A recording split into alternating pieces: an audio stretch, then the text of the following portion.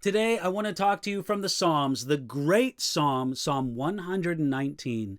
Let's take a look at verse 9 together and talk about this idea of setting the right track. Here it is, Psalm 119, verse 9, which reads like this: How can a young man cleanse his way?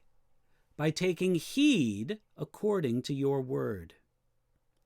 We may think that this is a modern question, but some 3,000 years ago, the psalmist asked, how can a young man cleanse his way? If it was a difficult question in ancient times, it's also a difficult question in our modern day. The young man has his own particular challenges in living a pure life. Now, this is a question that some, even some who are numbered among the people of God, never seem to ask for themselves. Sadly, some people never have a life concern for moral purity. They echo the prayer of Augustine before his conversion. It is said that he prayed something like this: Lord, make me chaste and pure, but not yet.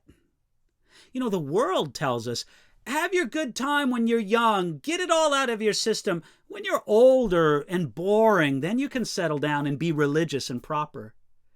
Yet God knows the value and the wisdom of living life for God at the earliest time possible. The younger in life, the better.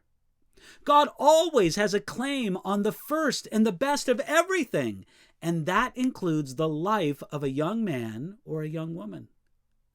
Yet, even when someone has the desire for moral purity, there are many things that make it difficult for a young man to cleanse his way. There's the youthful energy and a sense of carelessness that is common among young people. There's the lack of life wisdom.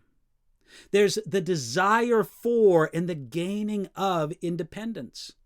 It may be true that in a young person, physical and sexual maturity may run ahead of their spiritual and moral maturity. Young people often start earning money and enjoy the freedom that it brings. There may be young women who may, knowingly or unknowingly, encourage moral impurity. Then there's the spirit of the age that both expects and promotes moral uncleanness for young men. And then, of course, there's always the desire to be accepted by peers who face the same challenges.